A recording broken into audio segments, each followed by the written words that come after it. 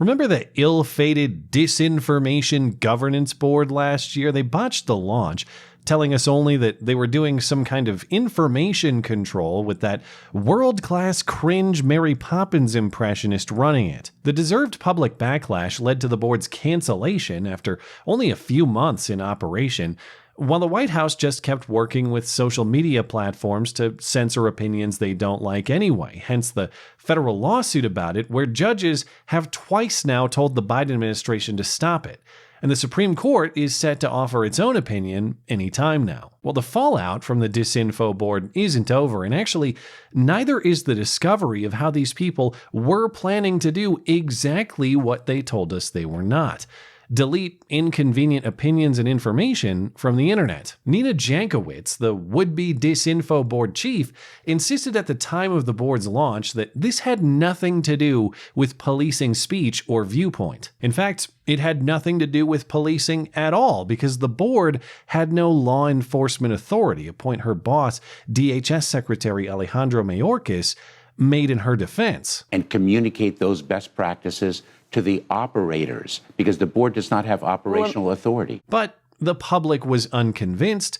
DHS scrapped the project, and Nina Jankowicz said her disinformation board was itself a victim of disinformation. I would say that the Disinformation Governance Board was the victim of disinformation. Which is a bad argument, because even if true, which it isn't, as we'll get to, even if true, that's an admission that she can't stop disinformation even about herself. If she can't stop disinformation about herself, how is she the right pick to stop it for every other area of news nationwide? But Nina Jankowicz remains in the fight still. She's now suing Fox News for supposed defamation because Fox hosts said mean things about her. The lawsuit is preposterous throughout. Her main points include that she was called a censor and a minister of truth, as though we don't have the right to call government officials whatever we please, especially when the shoe fits.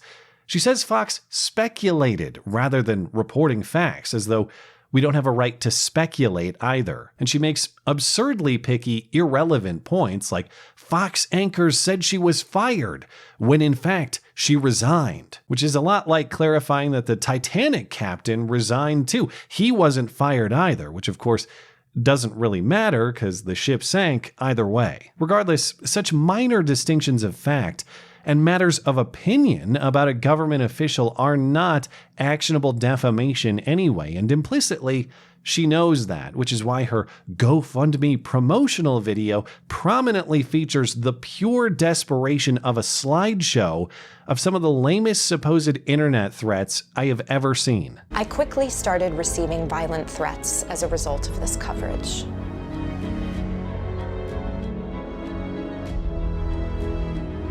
I was weeks away from becoming a mom. Well, emotionally gripping, Nina, but totally irrelevant. Those threats aren't even from the Fox personalities that she's suing. They're from randos on the internet, and she has no evidence that Fox encouraged or directed these people to threaten her. Many of those messages weren't even sent to her directly anyway. One is a 4chan post. Others are just tweets that reference her generally. She only found them on one of her newly jobless nights at home, neurotically rage-searching her name on different platforms, and among the worst that she could find is an account with no interaction, hoping to Elon Musk that someone takes a dump on her porch for eternity. Well, fair's fair when she wants to take the same daily dump on the First Amendment. We're not threatening you, Nina. You are threatening us with the undermining of our first constitutional right. So be thankful for that porch dump, because it fully respects your bodily integrity, unlike the tar bath and the feather massage that certain historical figures might argue you deserve. Welcome to the internet, lady. It's a place where nobody likes anybody and everybody says mean things. And if you choose to subject your baby to that environment, well, That's on you, Mom. I don't walk my toddler son into a bar and talk shit until a fight breaks out and then say, "Ooh, why would you do this in the presence of a child?" That is using your kid as a shield for your bad actions, which is the actual unfairness to the kid. And if you think that characterization is unfair, well, isn't it at least a little telling that the woman who insisted she had no interest in shutting down people's opinions is now trying to cash in on shutting down people's opinions? If she had no interest in doing that philosophically, well, I guess the motive changes when there's a dollar to chase, which is its own separate problem considering all the chaseable dollars in DC. Regardless, Nina was already unlikely to see those dollars at this lawsuit's filing unless Fox just decided to pay her to go away, but she's even less likely to see those dollars now because there's even more evidence to suggest, shockingly, she and Mayorkas have been lying the whole time. The Disinformation Governance Board was indeed designed and intended from day one to control the narrative and suppress dissent on all the White House's pet issues. The Americans for Prosperity Foundation has been battling the Department of Homeland Security to get as much of the Disinformation Governance Board's documents public as possible. So far, that's been difficult, with DHS refusing to release much of anything meaningful. But AFP did recently receive some documents through a Freedom of Information Act request. Of course, the documents are heavily redacted, but AFP got enough to see what DHS was saying internally about its supposed regulatory and statutory authority over what they call the MDM space: misinformation, disinformation, and malinformation. The redaction of what DHS believed was its statutory authority for this Disinformation Governance Board is a major problem. In other words, DHS is saying they have a legal authority to oversee internet speech. And if you point to the First Amendment to suggest otherwise, they point to the zebra stripe on this page and say, no, you don't understand. Our authority is so legit, it's secret. And that claimed legal authority was sweeping too. Understand that when they say they have legal authority to manage and oversee MDM, mis, dis, and malinformation, they are claiming legal authority over even factual speech by their own definition. DHS defines malinformation as based on fact, but used out of context to mislead, harm, or manipulate. So sure, it's true, it's just, we don't think you said it truly enough. That was the legal case these people were making. As far as how and where this authority would have applied, we do have some more information about the areas on which the Disinfo board wanted to focus. These topics included COVID-19 origins, COVID-19 vaccines, racial issues, the withdrawal of U.S. troops from Afghanistan, Ukraine aid, and irregular immigration, by which they mean illegal immigration, of course. What a fantastic propaganda term from the people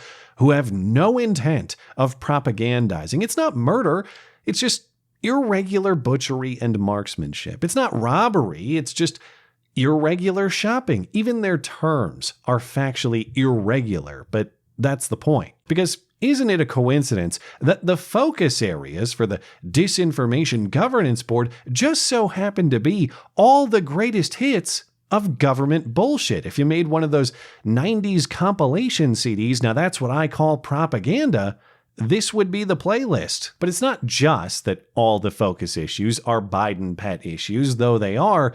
It's also how these issues conflict with what DHS personnel were saying originally. They said, oh no, this project has nothing to do with policing viewpoint. This is just about combating disinformation that creates a national security threat, like cartels propagandizing to facilitate their human trafficking, for example. Okay, but how do internet posts about Biden's Afghanistan withdrawal create such a threat? Maybe you think that misinformation at the time could have compromised the integrity of the mission. Sure, but remember, this was not at the time. These Disinformation Board documents are from spring 2022. That's half a year after the botched withdrawal was complete. There was no more mission to secure at that point.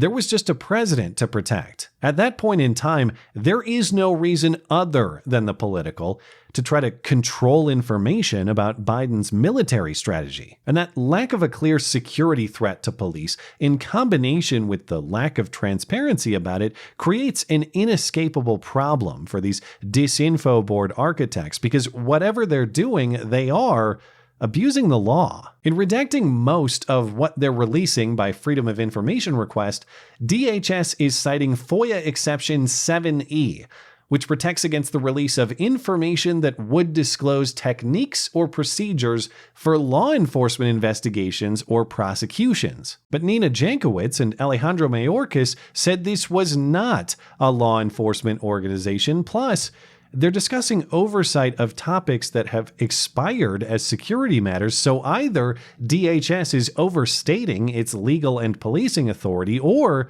it's abusing FOIA exemptions to avoid transparency. Either is bad, of course. Either is an agency disrespecting the law while telling us how much they respect it, actually. But since they won't tell us their legal basis for operation, that leaves us to guess it, or to look at other things that they've said to infer it. And that's where this becomes not just a legal stretch, but a philosophical threat to free speech. Because what does a post-9/11 agency established to counter terrorist attacks have to do with speech policing anyway? How do they possibly claim this power? Well, in 2021, the director of DHS's cybersecurity agency claimed a legal authority over what she called, quote, our cognitive infrastructure. Cognitive infrastructure, another propaganda term like irregular immigration. So again, understand what it means. It means that your brain is now a public utility for their oversight. There is a key distinction here, though, and it's not just that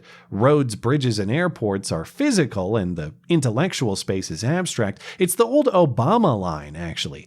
You didn't build that. Somebody invested in roads and bridges. If you got a business, you didn't build that. If government lawfully taxes to build a road, fine, I get it, public infrastructure. But government did not build your brain. It was yours from birth, and it always will be. And now they're sticking their flag on it in violation of the First Amendment. And they do this not only while denying it and trying to sue for simply observing and repeating what they themselves say, but they'll insist that it's actually the opposite. Oh no, not only are we not doing exactly what we say we are, but we're on your side, actually. We're protecting your free speech. After all, the official fact sheet tells you so, and so do the official fact ministers. Threats and acts of violence are addressed without infringing on free speech. We're safeguarding the right of free speech. In addressing disinformation with respect to the First Amendment, I was fighting for those First Amendment rights. The thing is, though, the protection of your speech rights does not require bureaucracy. It does not require an oversight agency or board or office. It requires the absence of those things, actually. So even if we took them at their word, they love free speech and they love the First Amendment. The correct response is, well, hey, great, thanks for your interest, but your services are completely unnecessary. We don't need foxes watching the hen house, no matter how much they say they love hens. And we don't need a government delete key either. We need to hit the delete key on government in this area and many others. The problem in this story is not that one position was deleted, as her lawsuit alleges.